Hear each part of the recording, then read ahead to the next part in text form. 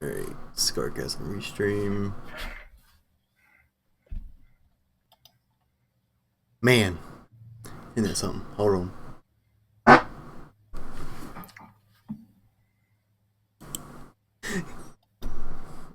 I thought that right when I hit the button, I was going to have to take a shit. But we're good.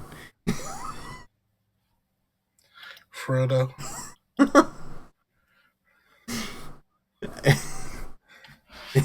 Frodo. That's what we doing right now. That's what we doing right now, Chase. We dudes.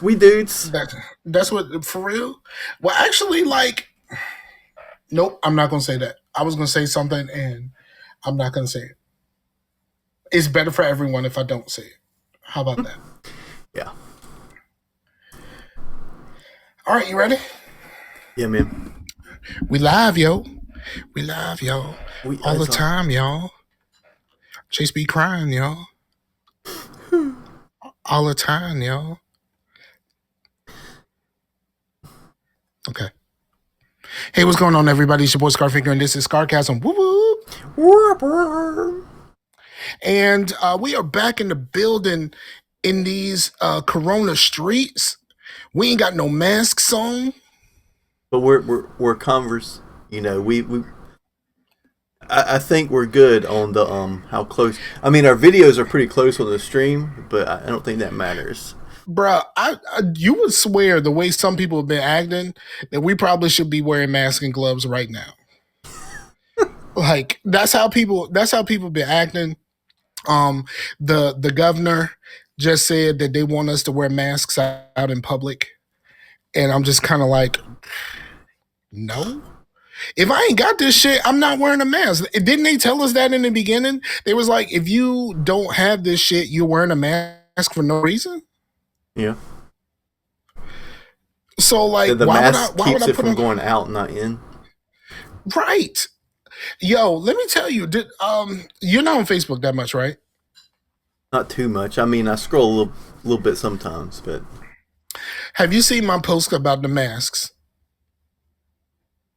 No. I've never in my life have I felt so alone in a situation than when I'm at work and I am reminded that I am the young person. Oh yeah, like that. Yeah, the bandanas. Yeah. Yes, I'll get back to that for anyone who's not on Facebook and who didn't see it, and also who didn't hear the last single simulcast because I was on that. I told us there too, but you know about that. You know that time where you get reminded the wrong way of why you don't like grape Gatorade. You know what I mean? Like that's what keeps happening to me at work. Have you ever had that feeling? Have you ever had grape Gatorade? I don't remember they even selling grape Gatorade. Good, because it's fucking disgusting. But sometimes you're in the store and you see grape Gatorade and you're like, yo, I'm gonna get some grape Gatorade.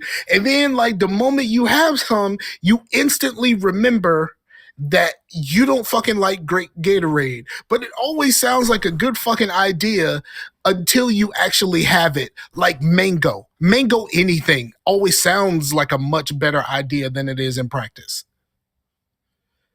Mango anything always sounds so much better than it is actually having something that's mango flavored or actual fucking mangoes. Like, am I the only one with mangoes? Well, the mango, I don't know if I'll rock with just like straight up mango, but it's gonna be mixed with something like mango. What does it normally go with? I don't know, but I've had some pretty good mango stuff, but it's always, mango something else. Mango, to me, now this is just to me, mangoes are always better in thought than they are in practice. So mangoes are like communism? Mangoes are communism. That is the current show title. Unless we come up with something else. But that feeling is what happens to me at work all the time. Because I have these moments where I'm reminded that I am the youngest person of the office staff by at least 10 years. So So like, my coworker got a thing, wanted to make some masks. I come to work one morning and there's a whole bunch of green bandanas on her desk because she's gonna use those to make some masks. And I'm like, yo, son, we repping for the Grove. And I'm like really fucking excited about this. Like, yo, we repping for the Grove. Cause she's making bandanas. She's making masks out of green bandanas. And I'm like, we repping for the Grove. And I say this while pretty much everybody of the office staff is kind of standing around. Not a single person knows what I'm talking about. Not a one. And it is the loneliest feeling you could have in an environment that you go to almost every day.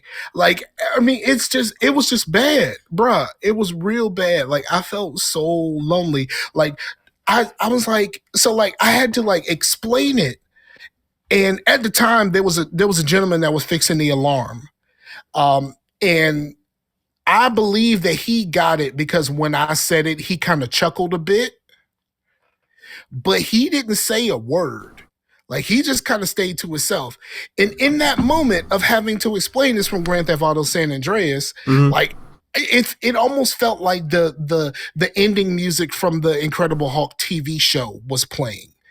Like I was just instantly sad, and it was just like do do do do. Like I got a bag over my shoulder walking down the street trying to get to the next place and not Hulk out. You know what I mean? Like it was that bad. It was so sad.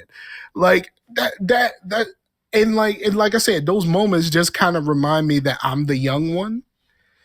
And it kind of sucks being the young one. Well, what was the show title? Mangoes are communism? Yeah. Or like communism. You can enjoy the times when you do feel young because there's a lot of times where you feel old. I feel old around like the rest of y'all. Like when I'm on when I'm online or I'm playing a game with some friends or my fam and stuff like that, I feel old then because then I am the old person.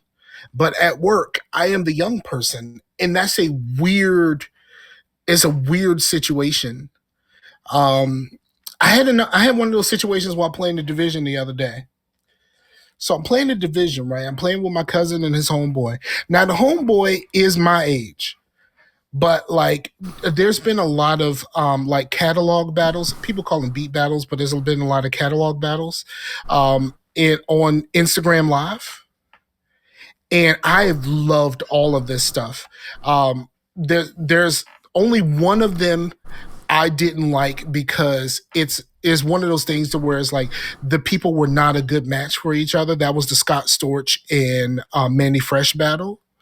They were not a good match for each other because like if you're not from the South or you're not Southern, a lot of those songs that Manny Fresh were playing are not huge to you. But if you like Southern hip hop, like those are classics. Like, you know what I mean? Like some of those songs are absolute classics. But like if you're not one of us, like that doesn't occur to you. And I think that's why that they were not matched very well. And it was a little weird because Scott Storch was playing a whole bunch of songs that we attribute to other people. Like he was playing Dre songs that we attribute to Dre, songs we attribute to Timbaland and stuff like that. I get it that he was a part of these songs, but like, you know, like the moment you're doing a producer battle with somebody and you put on Cry Me a River, like Cry Me a River is a Timbaland song. Like, am I wrong about this? Like, Cry Me a River is a Timbaland song. Like, I get it. Maybe you were a part of this. I get it. But like, Cry Me a River is a Timbaland song, dog. It's kind of like 100%. Me to where like used to be with iTunes, but now I've started using like Music B and stuff if I'm going to like. But I've always been very on trying to organize my music, and sometimes, especially when it comes to hip hop, it's really tough because a lot of songs have a lot of different people and a lot of different collaborations. So you have to think to yourself, who is the main one of this? And then that will be the album artist. You know what I mean? So, Right. or like if there's a split to where it's two different people, which one is it more? Even though it's really Not typically you go with whose album it was on. yeah, that's what I normally go with. But there are times where it's an actual split. It's actually they're both logos are on the album. You know, like there's like two songs by one and two songs by the other. But who is it more? Because I hate it to where if there's like this artist, but then I also have another category this artist and this artist. I hate that. I don't know. I know it's okay, but for some reason this gets to me, and I just want it to be organized. Yeah, where they make a whole new category off of the mixture when it's just like, no, this is Ludacris song. I get it. So and so featured on this song, and they're just as prominent on the song as the other person. But like, come on, man. Like we'll I'll just throw out a song like Lovers and Friends, like that played during the what you call it battle, the T-Pain and Lil Jon battle. Which was probably my second favorite one of all of these. Okay, so like technically that is Usher's song, right?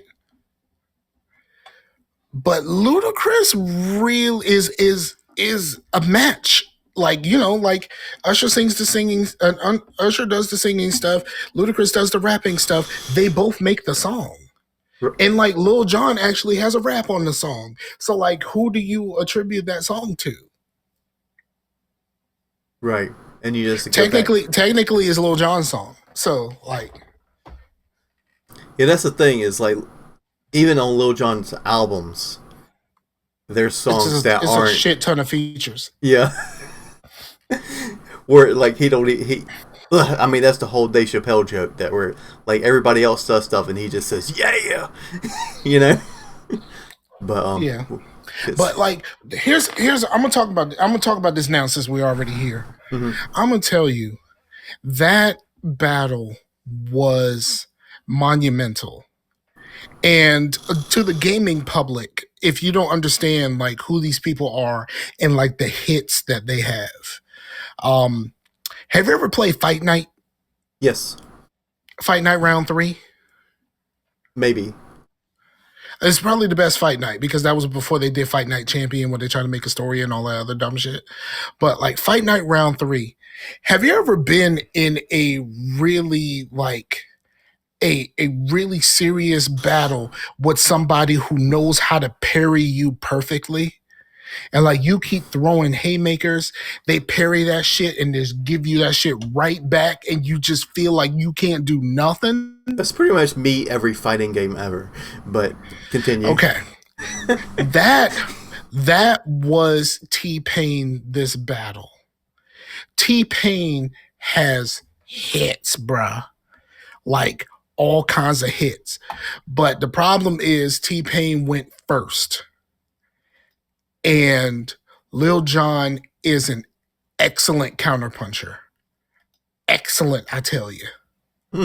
And every time we was, you know, like it was a 20 round battle. They both played a song, you know, they each played a song for 20 rounds. And we think that T-Pain maybe got 4. And that's being nice to T-Pain. Like, someone can call this like a total destruction. Like, you know, we're being nice and giving T-Pain 4 of those. But it was just like T-Pain like had it. Like he would play a song first and was just like, I have no idea what can beat this. And then Lil Jon would play something and it would be like, yep, that song right there, that beats this. You know what I mean? Like every single time. And like the cool part about it is my 2 favorite battles is that one, and my favorite battle is a songwriter battle between Jonte Austin and Neo. Now, Jonte Austin and Neo they both got some real hits that they put their pen game to. You know what I mean? Like there's some stuff like most people don't even know who Jonte Austin is, but once he started playing those like Mariah records that he wrote, and all that kind of stuff, like nigga, Jonte Austin wrote "We Belong Together," like for real, like you know what I mean? Like he wrote that. And like you know what I mean, like, and most people don't know who he is, but like he is like when it comes to like some of the songs he was playing, like he is that dude, like that dude, and he has been that dude for a long time, which was the reason why I felt like Neil was outmatched the same way that T-Pain was outmatched, because you can tell that the younger person learned from the older person. Neil learned from Jonte Austin and incorporated some things into his own writing. The same way that there's a little bit of Lil Jon in what T-Pain does, and like even to the point to where it's like what you call it? T-Pain played "Buy You a Drink." And you know, "Buy You a Drink" is a hit, bruh. It's just like, what in the world is going to stop "Buy You a Drink" in this round? Well, Lil Jon said, well, I basically have part of the writing credit because of the "Snap Your Fingers, Do Your Step, We Could Do It All By Yourself" thing. And then he plays "Snap Your Fingers" where that came from. And it was just like, God damn it, Lil Jon, fuck you. Like, you know what I mean? Like, it was just kind of like, you know, it was kind of playful. Mm-hmm. But you can tell there's a couple of those songs, and I watched the replay. I watched the whole 2.5 hours. I watched the whole 2.5 hours, and you can tell that some of those songs, that when Lil Jon played his song, and fucking, he thought he had it. Like T-Pain thought he had it, and then those shits hit like body blows. You could see it on T-Pain's face, like, damn, that hurt. And like it was just really good. But but in all of these instances, with all of these battles, it's a reminder of who these guys are and what they've done, to a level that I don't think a lot of people understand. And like, there's a lot of young people that are here, and like witnessing this music. Some of which they're witnessing some of this shit for the first time, because some of this shit came out. They were toddlers when this shit came out. Yeah, you know what I mean. We're not even born yet. Yeah, so it's like really cool for them to do it. Like, you know, they're doing it now because everybody at home, they bored. And like Timbaland and Swiss Beats did it. And then it was just like, oh, we should take this idea and we should give it more credence, and we should add more to it. And like, we should make this a thing. Now there's been beat battles before, like in-person beat battles before, but the Instagram thing is relatively new. And for what the situation we're in right now, this shit works. And like, if you get a good matchup, like those two matchups, you know, Swiss Beats and Timbaland, they both got smashes. Like, they were playing, like they didn't have a structure to theirs. They were just bored, and they just played a whole bunch of songs back and forth.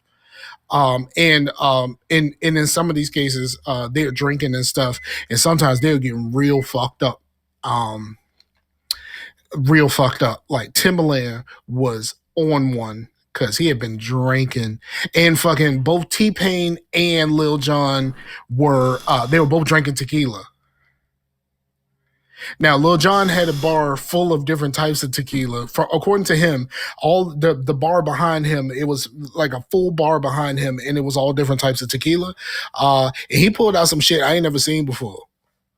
I'm not a real drinker, but like my girl who used to work at the ABC store, like when I was explaining to her some of these bottles, that look on her face, like it was like, yeah, I ain't never seen no shit like this.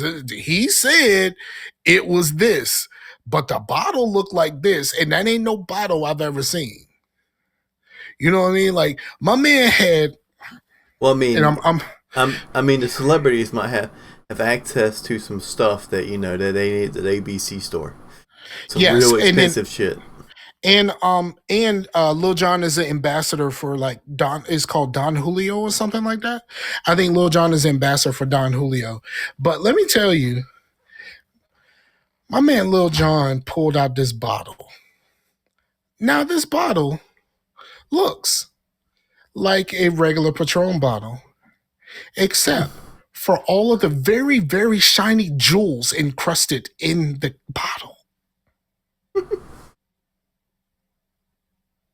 He has a jewel encrusted bottle of alcohol.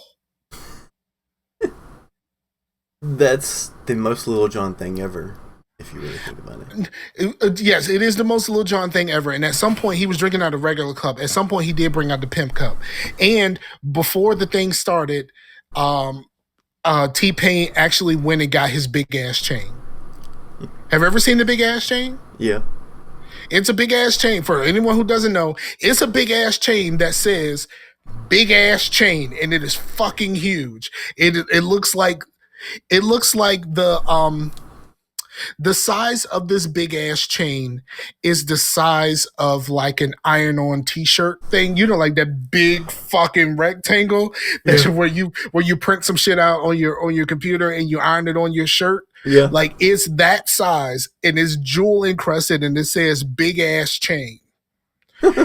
Attached to a big ass chain. That's what the fuck that is. It's a big ass chain that says big ass chain.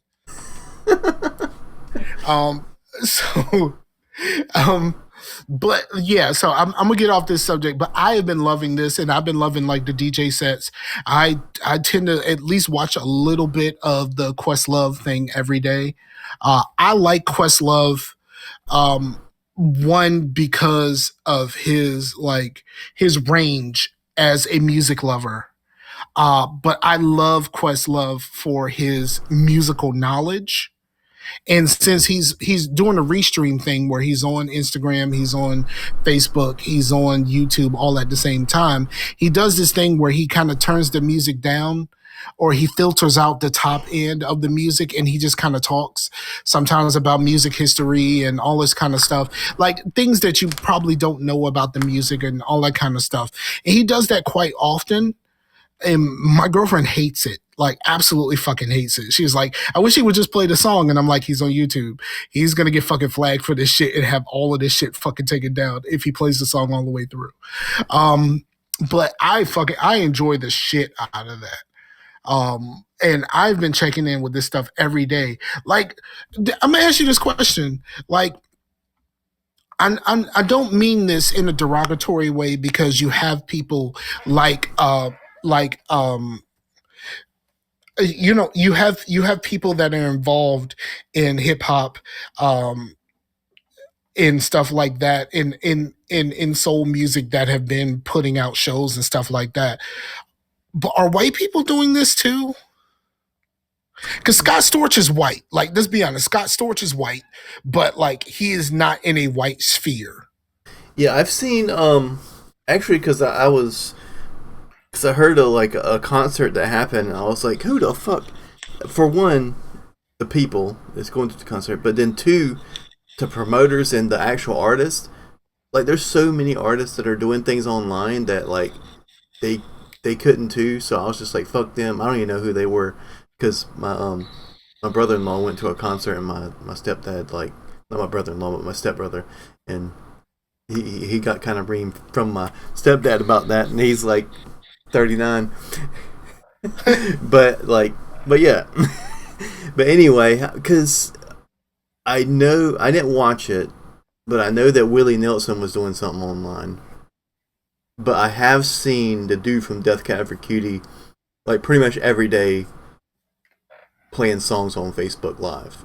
And I've seen there's a metal band called Code Orange, and that they were going to do this album release party or whatever, and then that got canceled, so they streamed their entire concert on Twitch just to an empty room.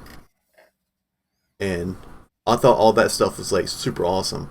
Because they're not going, they might get some ad revenue or whatever, but it's nothing like of what they would get for actually doing this show. Yeah. So, but it's still cool that they were trying to do it. But yeah, so yeah, other people are doing that kind of thing, but nothing like you're talking about, like a battle. But well, it's both. It started off with a DJ D Nice, who used to be with Boogie Down Productions back in the day. And he started a big Instagram party. And like this is around the time when everybody was first like stuck at home, and so like no one else had anything to do except for do that. And like famous people were showing up, politicians were showing up to his Instagram party. Like the craziest shit. Like if you see the list of names that kind of showed up to this Instagram party, you're like, are you fucking kidding me? Oprah showed up to this bitch? Fucking, Bernie Sanders and fucking Joe Biden showed up to this bitch. Elizabeth Warren probably would be there. Like if this was an actual show, I think Liz Warren would have made an appearance. She seems like she's down a little bit. Like she may not have been there for a long time, but Liz Warren would have made an appearance. You know what I mean? Yeah. But like because like typically, like if somebody like Bernie Sanders show up to your show, yeah, let's go ahead and cut this off. I don't think that it was actually them. Like somebody on their team was just like, yo, there's lots of people here. Like lots of people here, and you may want to show your face in here. Like, that type of thing. The fucking T-Pain and Lil Jon shit, at one point it was up to almost 260,000 people on Instagram Live. 260,000 people. That's at the point to where like there is no like controlling the chat. Oh no, absolutely not. It's just like, but, and then the cool. One of the cool things that I think Questlove is doing. Questlove does his every day, but I think Questlove has a private chat, and all of the famous people that he knows know how to get into that chat. So like, well, all of these people, I typically watch it on YouTube because YouTube has the best quality. Mm-hmm. And the funniest thing, here's the funniest thing about Questlove's DJ sets. You do know who Questlove is, right? Yes, Roots. Yes, and the Tonight Show. Well, yeah. every time Questlove mentions Twitch, all of the old people go, "What the fuck is a Twitch?" Like it is the funniest thing ever. It is the funniest thing ever. But I think he has a private chat because when he is responding to people, and it could be he's just in the Instagram chat, which is possible. But like he is responding and he notices when all of the famous people come in. And he is responding to them, even though people are on YouTube talking to him like it fucking matters. It's just like, he doesn't give a shit about you. He's talking to all his fucking famous friends, dude. Like, but he does it that way to where it's like, you're not able to control the chat at that point. So like, I know there's ways to where that they can watch a hella slowed down chat to where they might not respond to everything and they might not respond to it in time, but it will definitely be like if it's going I've seen a slowed down chat on YouTube. I don't know about the other places, but I've seen it. It says that the chat is slowed down. Right. But yeah, I haven't checked out Turntable Lab because to see if they've been doing anything, but I do know before all this stuff they were having a bunch of, because they're like a record store, but they have an online store, and that's kind of what I follow because they sell like vinyl and stuff like that. But they also on Facebook Live they'll do like turntable like shows and stuff, and that stuff is awesome. Like it's beyond hip hop. Like these dudes, it's like funk and all this kind of stuff, and what they're doing is just like, it's less like, and more like queuing up different things to play at certain times, and just kind of a flow, and it's super cool. But yeah, Questlove's usually has a theme. Like he did a Stevie Wonder stream where it was like a bunch of like Stevie Wonder stuff and stuff that Stevie has like been on, or stuff that he wrote or produced and stuff like that. That was a 7-hour stream. 7-hour streams.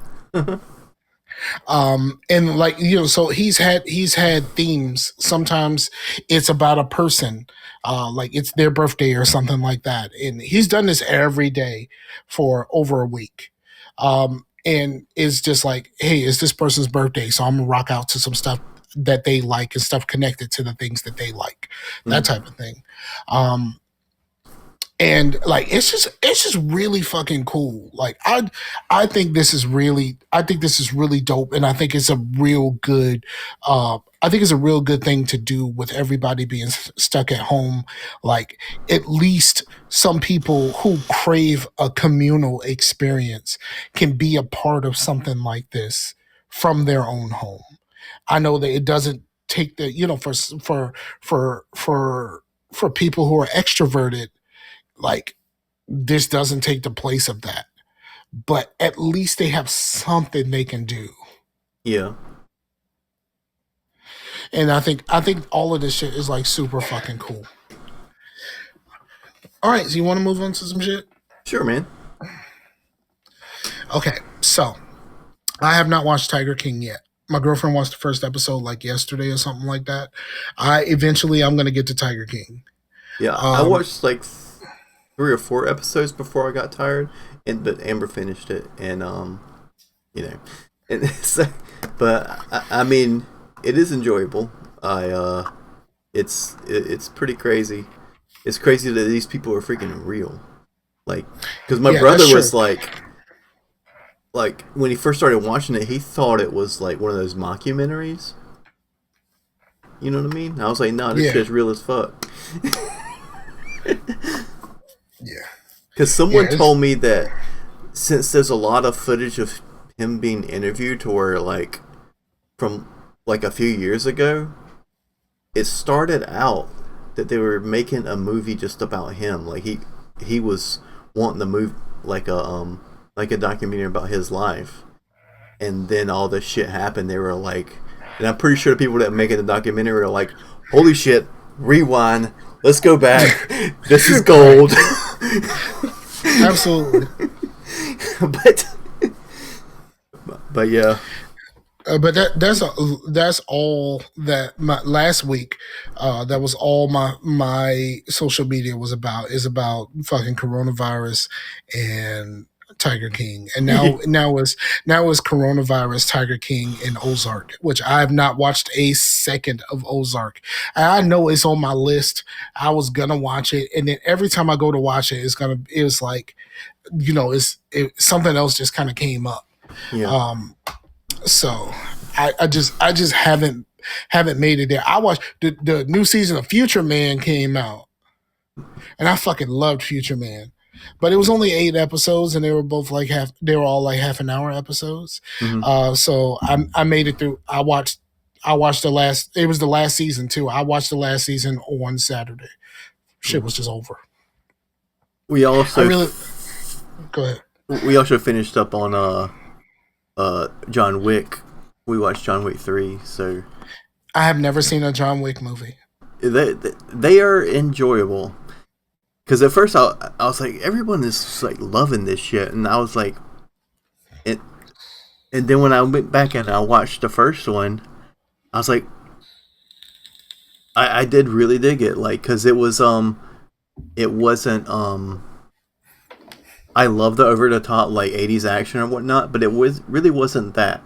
It was very stylistic and kind of like, have you seen Drive? Drive? I'm trying to think. Drive. His dude from Notebook. What's his name? Is that Drive or Baby Driver? Baby Driver, I think, is influenced by Drive, but Drive is from like 2011 or so, 12. I know of a movie called Drive, but I think it's a little bit older than that. Yeah. And that stars the dude from Only the Strong. You know what I'm saying? Oh, yeah. But yeah, it's more like to where things will be like out of place to where like it flows so well. Like everything's like kind of quiet, and there'll be like some sort of like violent action scene, but there's like some sort of dreamy pop music playing in the background, and like because it's like at some sort of weird club or whatever, and then there's parts to where like the music be building up, and then during the action scene there is no music, no sounds except freaking bones being breaking. Yeah.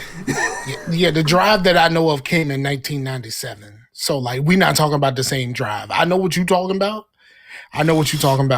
But and I just looked it up, but I don't know about this one. I know about the one that came out in 97. But yeah, it's like ninja, it's like kung fu with guns. Speaking kung fu with guns, have I ever talked on the show that I finished that Wu Assassins show? um I don't think so. Maybe you might have had, but Because the dude from Only the Strong is one of the monks that is imprinted on this dude. Like, let me tell you about Wu Assassins. This shit dumb as hell, bro. Like, it's so dumb, but I couldn't stop watching.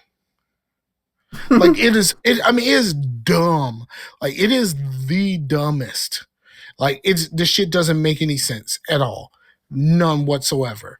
But I couldn't look away. It was like it was really like watching a train wreck or a car wreck. It's like I know that this is horrible, but I can't stop looking. And I would be very, very surprised if Wu Assassins get a season 2. Like real surprise.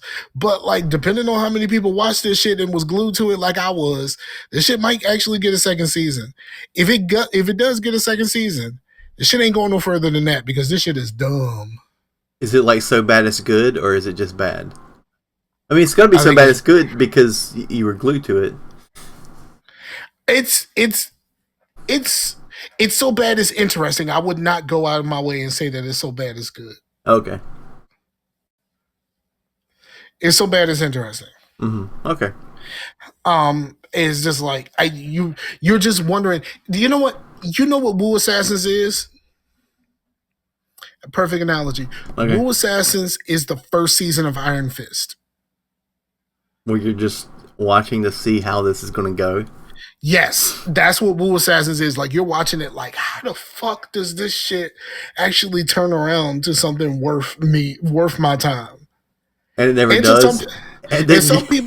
Some people think it never does. I think Iron Fist has some redeeming qualities. Most of all, it was Ward. Ward was the most redeeming part of like Ward's journey over the course of all of Iron Fist is like the best thing ever. And like one of the cool things is like seeing them in other shows.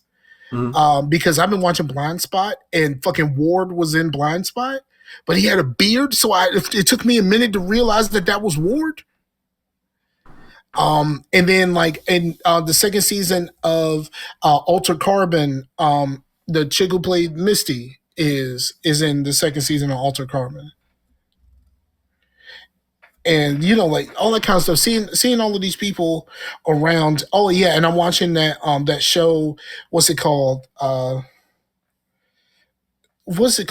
show with the musical.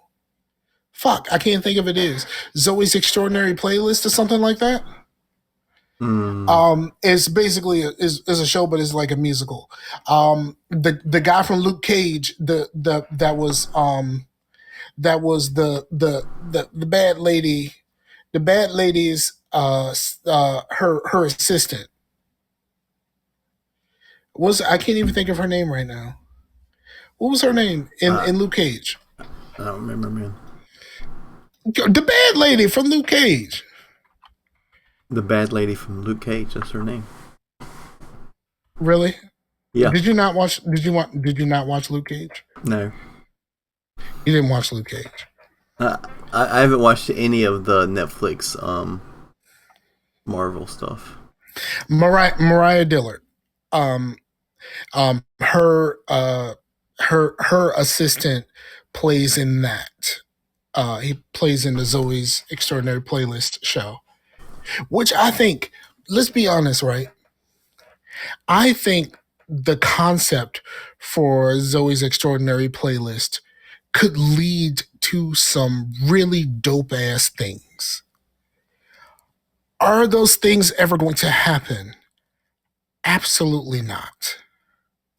Because by all accounts, it's like a musical, which is like a musical. But the idea that she has, do you know anything about the show? Mm-mm. Okay, so she is at the beginning. Her father has some sort of disease that basically renders him mute, and he can't really do a whole lot. Most of the time he just kind of sits there.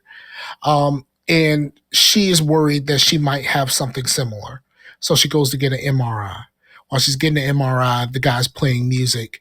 An earthquake happens, and for some reason, all of the music, not just the music he was playing, all of the music is downloaded into her brain.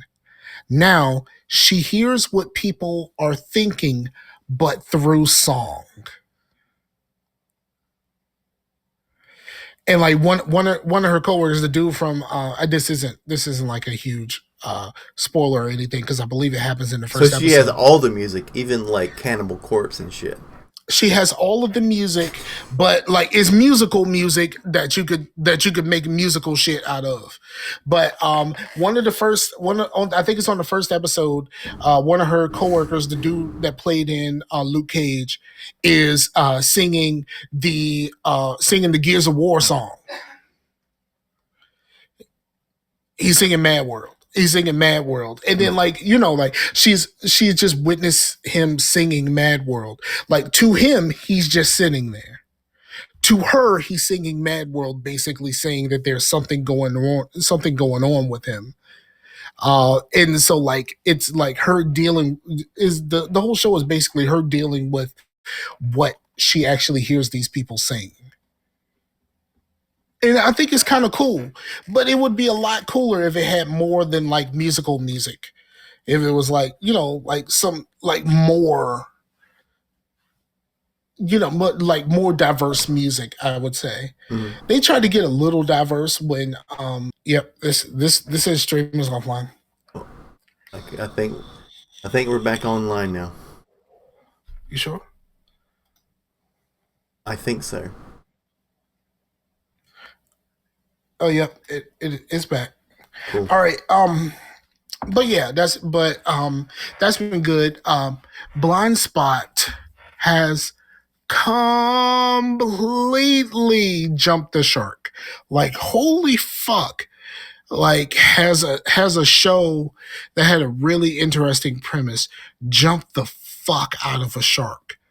Man, the writing on this that used to be really fucking good all of a sudden is terrible. Like, where I am like predicting what's gonna happen, I'm just kind of like, like it's supposed to be like a mystery, and it's just like, yeah, that random character that they just added a name to at the beginning of this episode, because like, you've been with these people for 3 fucking seasons, and then all of a sudden the one guy bumps into this lady and it's just like, hey, Janet, sorry I bumped into you. And then then there's this big fucking mystery. There's a problem around here and we don't know where it's coming from. It's coming from fucking Janet. You do realize it's just coming from fucking Janet, right? Like, it's so fucking predictable at this point. Like, duh. Like, who does not know that it's fucking Janet? At this point, like, you introduced a new named character and you think that we're not going to notice that something is going to happen to that character. Damn it, Janet. Yeah, damn it, Janet. Like, that, I mean, I can't remember. I don't think his name is Janet, but that was just the first name that came to my head. Right. But like, it's just like that thing. Like, the writing has gotten that fucking lazy. And like, it's not like they set this stuff up and then like in the next episode that the thing happens and then it turns out to be Janet. No, it's that same fucking episode. It's the same episode. At the very beginning of the episode, he bumps into Janet and it goes, "Sorry about that, Janet." It was like, "Oh, Janet, just leave him alone. He's an asshole." And then it's like, "All right, cool." And it was like, "We got a real problem. We got a leak. There's a mole on the team. It's fucking Janet." Like, it's really fucking Janet, dude. And like, that is what's been happening to me over watching this season. Like, last season was a motherfucker. I was just like, yo, how does insert character here all of a sudden who was basically like a henchman, basically, all of a sudden this person is a criminal mastermind. When the fuck did this happen? You know what I mean? Like that type of thing. I'm not spoiling anything. I'm not spoiling anything. But basically, somebody who was a henchman who ends up surviving, all of a sudden in the third season becomes a criminal fucking mastermind, and you're like, how the fuck did this happen? This person has showed no aptitude for the things that they are doing right now, and all of a sudden they are fucking amazing at everything. I don't even remember what show you're talking about right now. Blind Spot. Oh, okay. It's a chick from Thor. But yeah, we also watched The Wolf of Wall Street for the first time ever. That's a good fucking movie. Yeah. Not fucking leave it. That movie. That was the best show ever. That movie has been memed so hard. For you know. But yeah. Yeah, I'm Not Fucking Leaving is actually on the soundboard for the Dream Team. We don't use the soundboard very often. Well, fuck it. We don't record the Dream Team very often, but it's still on the soundboard. Nice. But yeah. Have you played anything of note? Oh, here's the one thing I want to say about Wolf of Wall Street. Okay. The fucked up part about Wolf of Wall Street is like the majority of that shit is absolutely true. Yeah. The majority of that is absolutely true. This shit happened. And that is the craziest shit ever. Like like how you're watching this and like, yo, this is the most batshit insane thing I have ever seen. It's just like, this is someone's life.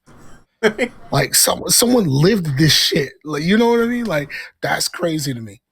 Have I played anything? I've played basically 2 games, and it's the same 2 games I've been playing. I played some Division. I did play some live. Actually, I did play some NCAA. All right. So which order would you like me to go in? NCAA. That one. NCAA. There we go. Okay, so I play NCAA, right? I recorded the intro video to the season of like the Scarcasm Bulldog season where we are all in the game. Mm-hmm. So I played the first episode. I have not edited this thing because like as it stands now, this thing is like almost an hour. So I'm gonna have to edit the fuck out of this, so it's not coming out. But I'm gonna give you a fucking preview. Okay. Where I looked at these teams, and of course the Scarcasm team was like really awesome. It was supposed to be really awesome, but because I'm not actually playing the game, the team just started doing dumb shit, and we got whooped by Wyoming in our first game. Fucking Wyoming.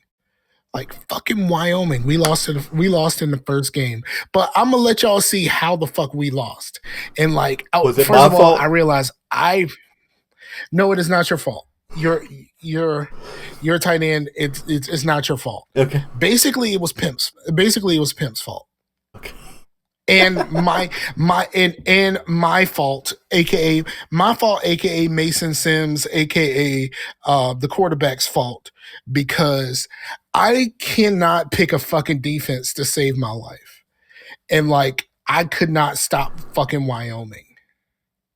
I couldn't stop Wyoming. And like and then like Pimp started throwing interceptions and shit, and it just got out of hand. Like it just really got out of hand. And Do you know I ain't changed no sliders or anything like that? I kind of left everything standard the way that it was. I'm gonna have to go back and look up some sliders. I think I have some sliders in mind. The sliders are the settings for like each of the positions and how well they can do in one aspect or another. But I'm gonna go back and I'm gonna change some sliders or some difficulty, how well I can get this thing to work. Oh, you Blake, are you still there? Yeah. Your screen froze for a second on my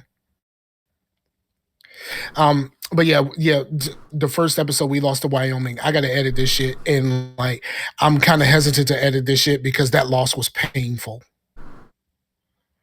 Like that shit hurt, dog. Like it really hurt because we had a really good team, and this was our first game, and like this shit really sucked. But see, here's the thing that I thought about, and you could tell I don't really talk to a whole lot of people these days because I'm talking my ass off. I realized that like putting like all of the original characters that were in until I added the rest of y'all, all of the original characters are freshmen. So like Pimp is the quarterback, I'm the running back, you know, stuff like that. They're all freshmen, so they are very prone to mistakes because they're all freshmen. They're really good freshmen, but they're still fucking freshmen. So like I gotta stop trying to be so hard on myself because like everybody that I've added to this game is like a freshman or a sophomore. So like these are young people doing young people shit.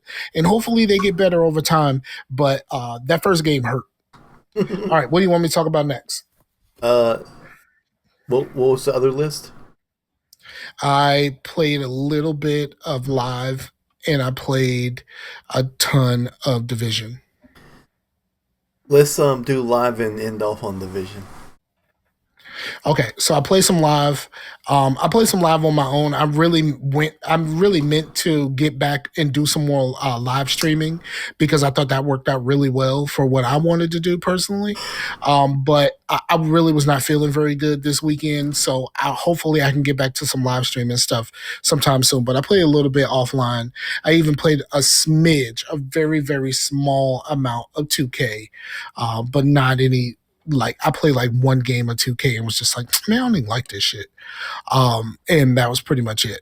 So I was watching a live stream of some marching band shit, and I just kind of sat here playing live for a little bit with a character that I'm not going to use on a live stream or a recording.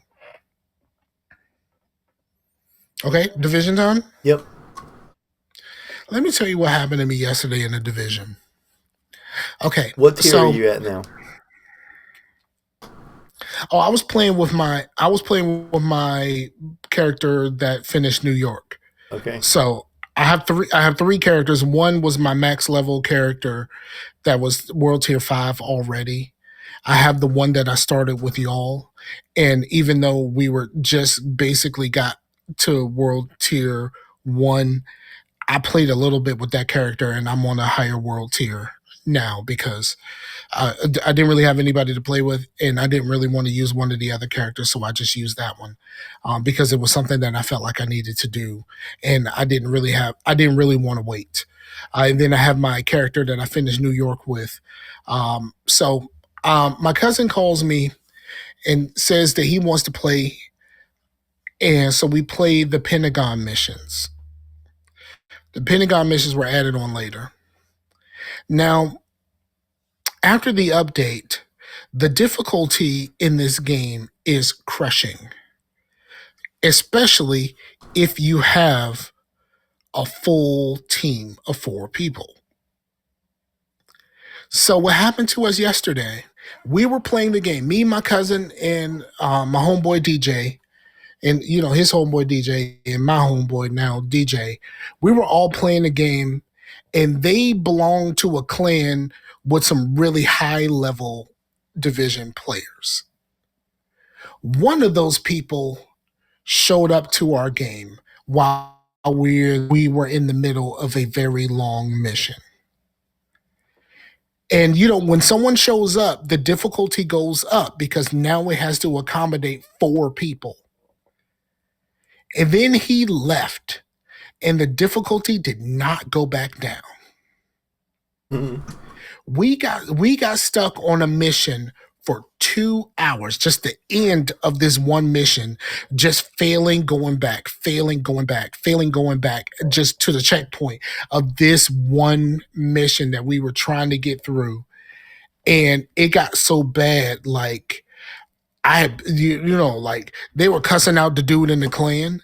Like they were like, like mad at him, like, yo, you just come in here and then you just leave. Like you better hope one of your kids was sick or some shit like that for doing this to us. Like they were mad. Like this 2 hours of doing just this last part of this mission. Like 2 hours. So we just kept going at it and losing, kept going at it and losing. And I guess we just decided like this shit just ain't gonna happen. So we were playing it on the challenging level. And so he just said, forget it, I'm gonna scrap it. We gotta start over. So we started over, put the joint on hard. The three of us went right through it like it was nothing. Like absolutely nothing. After spending 2 hours on trying to get just past the end, we just ran through this thing. But that tells you like what kind of fucked up shit that the division has, where like, hey, like it's like Borderlands, where someone joins you, the game gets a little bit harder. Cool. But like unlike Borderlands, when that person leaves, this shit is supposed to go back down. And it didn't. Right. And that's a problem with this game. But all in all, I am enjoying the time that I play with people. I don't 100% enjoy the time that I play by myself. So typically when I'm by myself and there's no one else online, I will sign up to play the game with randoms, like go to a mission that I want to do and then do the matchmaking for the mission and then just leave afterwards. I do that a lot when I'm playing by myself. But yeah, I really like the division, but there's some things going on, and like the community is really pissed off because like a bunch of people just got banned for using some sort of a damage glitch that's supposed to make you super awesome, but it's still a glitch. And like even if you were in the room with somebody who was using that glitch, you still got banned. Reportedly, it's over 1 million people got banned. That's like a big chunk of their player base. Exactly. Huh. Especially their player base, since it's more than their player base before they offered the shit for $3 everywhere. Right. So, but yeah, apparently a lot of people got banned. They are not releasing any numbers of how many people got banned, so we don't know for certain. But the community is ablaze with their disdain for Massive and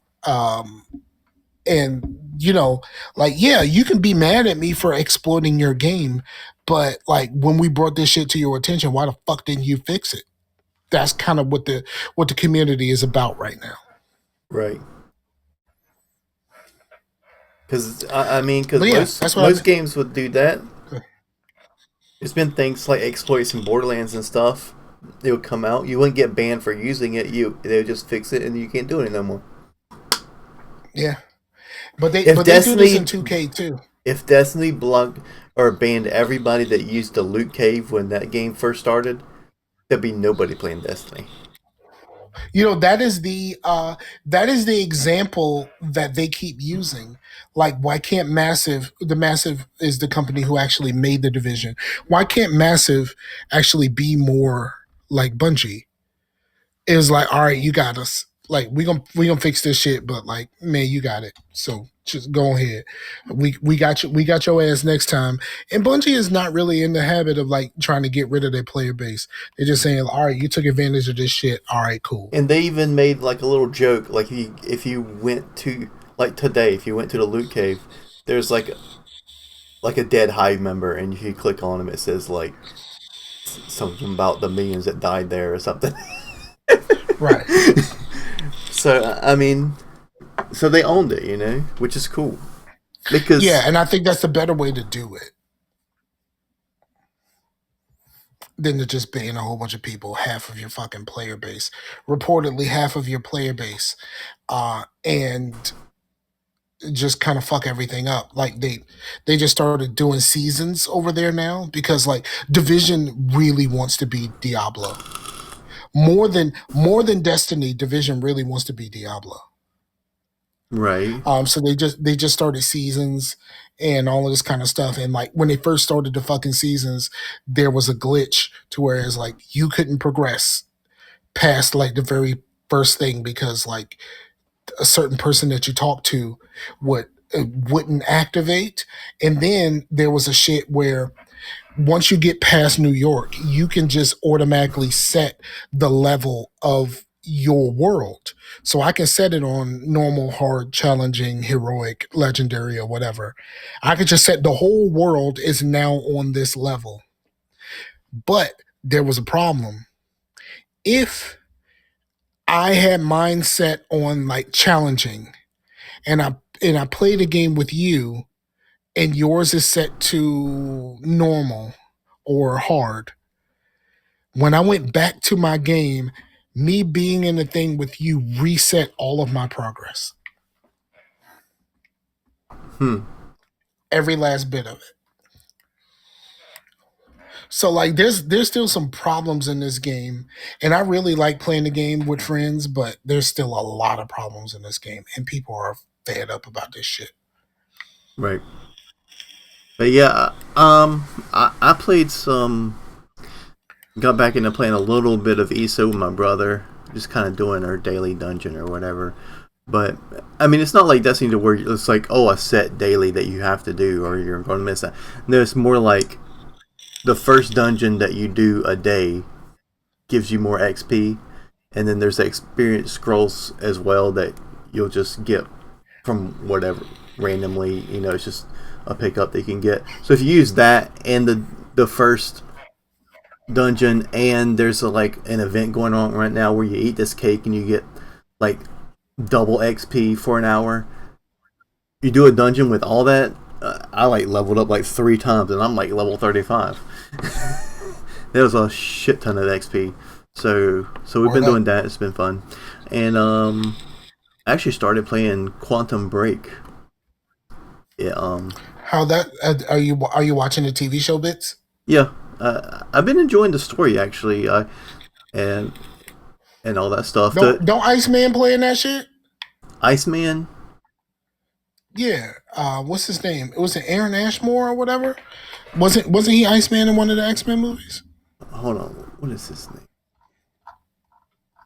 Aaron Ash. Oh, Aaron Ashmore is the main character. Yeah. I said, don't Iceman play in that shit. Yeah. But yeah, he and the Hobbit dude is his brother, and he also played in Lock and Key, which was actually pretty decent. Nice, but yeah, I've been enjoying it. The combat's actually really fun because it's you got different powers and stuff, and it's time based. And I've always kind of had a affinity for time based games, not time things, but time manipulation, I guess is the right word, because. I mean, that's kind of the most OP power ever is. But yeah, that's been cool. I haven't finished with it, and the show part's really well done. Like it literally feels like a TV show, which it kind of is. But yeah, because I was actually really wanting to play Control, their third game, and but I was like, I haven't played Quantum Break yet, and I've had it forever, so might as well just play that. I saw Sam playing. I watched Sam's Twitch stream playing Control once. Control is much more like Alan Wake. It is very Alan Wakey. Okay. Well, I felt that, except for the story and the daytime bits, like. I took a screenshot of Quantum Break, and then when I logged into Steam, I was like, when did I play Alan Wake? And I was like, oh yeah, that's actually Quantum Break, because there was a nighttime shot, and it still felt, because Remedy has a certain style of like lighting and fog and stuff that it feels similar, but it looks really good. I do really enjoy how they do lighting and stuff, but it's definitely it is an art style that is definitely them. You can tell it's Remedy. Okay. But yeah. Hold on, wait. I got this wrong. Aaron Ashmore has a twin brother named Sean Ashmore. Sean Ashmore was Iceman, and Sean Ashmore was in Quantum Break. Really? Yeah. Because I searched up Aaron Ashmore, and I was like, holy shit, yeah, that's him. But no, it's not him. Because they're twins, right? He has a twin brother. Yep. They look exactly the same. Yeah, that's crazy. So Aaron played in Lock and Key. Aaron played in Designated Survivor. Aaron played in Smallville. He was Jimmy Olsen in Smallville. Well, Sean was also in The Following. Is that the show that I liked? The Following is the one with the terrorist group that wanted to be like that was very Poe centric. It had Kevin Bacon in it. Yep. Yeah. I like that shit. But yeah. And like the second episode they played Change. I know that's probably why you like it. Yes, absolutely. But yeah, that's pretty much what I've been doing. I even went back to Star Wars for a little bit. I've been having a lot of gaming ADD to where especially when it comes to these long games, I'll be like, man, I'm really digging this, and then I'm like, do I really want to play this right now? I've already played it for 10 hours. I want to watch the new Star Wars so bad. I want to rent it, but I'm like, I've been paying for Disney Plus and I barely use it. So I'm waiting for the Star Wars to get to Disney Plus. But this shit is getting on my nerves.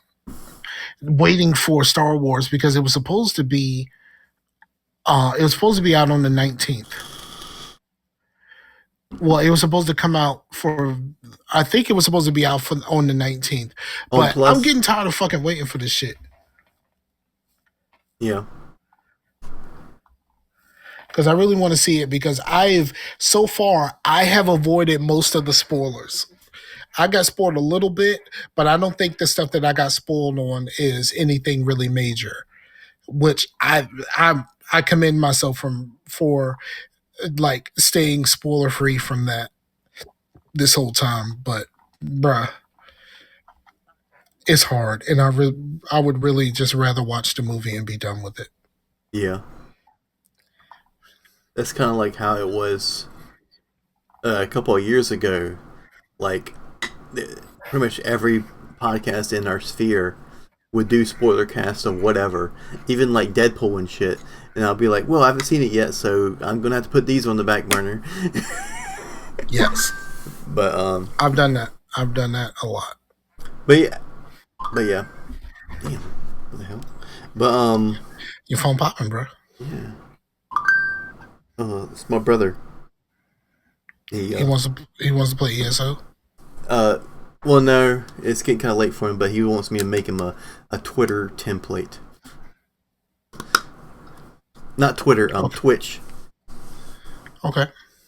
But word up. But yeah, I think we've been going for over an hour, so. I got one more thing I want to talk about. Okay. I've been watching the shit out of a YouTube series. It's from the YouTube channel Screen Rant, and it's called Pitch Meeting, where the guy is playing two characters. He's playing the guy who's writing your favorite movies, and then he's explaining it to the corporate guy. And some of the stuff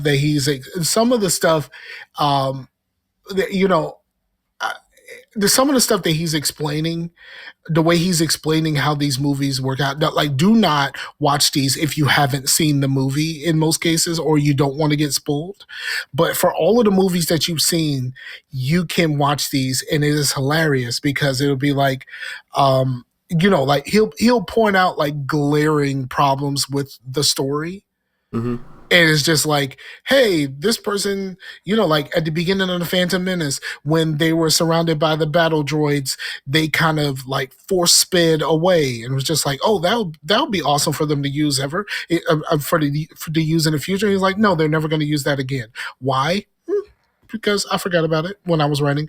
Like that type of stuff. Like he's explaining like all of these things that are happening in these movies, and some of this stuff like you completely fucking didn't think about while watching these movies. And that's the part that I like about it so much. Like these like plot holes, or like how convenient this one thing happens, and all of this kind of stuff. He's going at it from the perspective of he wrote it that way, or he didn't intend it for it to be written that way, but like something happened to his computer, so I guess it stuck. Like he says that for a lot of the placeholders. He says it for a lot of the dialogue choices in the Star Wars prequels. It was just like, oh, that, he was like, he would say like, this is what happens. And they go, oh, that was placeholder dialogue, right? He was like, yeah, I planned on changing that, but then like, I forgot my password and now I'm locked out and we're stuck with this. Like that type of stuff. Like, because people complain about the dialogue in the Star Wars prequels, like, forever, until like the sequel trilogy, where all of a sudden the prequels are awesome now. But like, I really, really dig these. I've watched a ton of these, like an absolute ton. Like every one of them that comes up, if it's a movie I've seen or a movie I don't care to see or I'm not gonna see anytime soon, I'll watch that shit. I even posted a couple in the Discord that I thought were funny. So like, go to Screen Rant and watch these for whatever your the movies that you like, and I think it's very clever. I think it's super clever. Cool. So I think that's it for me. Nice, man. All right, so for everybody, I've enjoyed this. I don't get to talk about like shit that I care about very much because I'm constantly surrounded by coronavirus disasterbation. Like, there's a lot of coronavirus disasterbation going on right now. Like, people seem to be getting off. The worst this gets, they seem to be getting off, and they all about it. And it's just like, I'd rather just kind of live my life and like not be fucking afraid to do anything. Like, yes, I'm cautious. I wash my hands, all that kind of stuff. But like, I don't want this thing to consume me. It's already consumed most of the world. But like, I need y'all to kind of come down on this a little bit. Like, I get it. So I'm enjoying all of the stuff on YouTube. I'm enjoying all of the Instagram live stuff. There's supposed to be a battle, and it got postponed. Teddy Riley and Babyface were going to battle. For an old person like me, that was epic. That sounds epic as hell. Even though Teddy Riley is at a disadvantage. But it still sounds awesome to me, and I hope that at some point, when everything gets back to normal, someone actually turns this into something much more major. And yeah, I'm really digging this stuff right now. I wish I could be at home with the rest of y'all. I know some of y'all are at home. Wish that y'all could be going to work, but I wish the opposite for myself. Like, I really wish I could be at home with the rest of y'all sometimes. But yeah, I think that's all we have. I'm gonna edit that video soon. For the homie Chase, I'm Scarfinger. This is Scarcasm, and we're out of here. Peace out to the Warriors, yo. Later. Oh, there's one more thing. It's more of a technical thing, but pretty much throughout the entire of 2020, except for the last 2 episodes, our podcast has been in 480p. For some reason, like, I checked, I was like, 480p, why are they all 480p? And I looked in my settings, it was like downscaled to 480p. I was like, when did this happen? And then I went back each episode, they're all 480p until I hit 2019.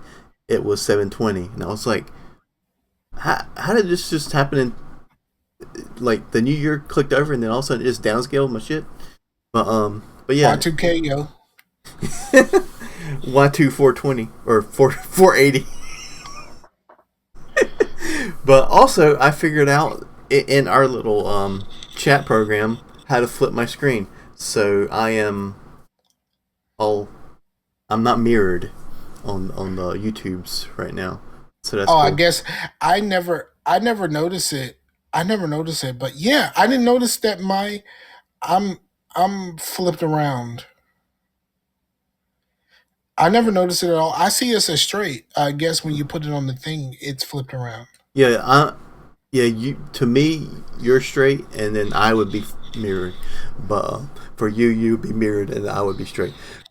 But I flip my own around just because I'm the one that streams it. So it's kind of weird that you're normal and I'm mirrored,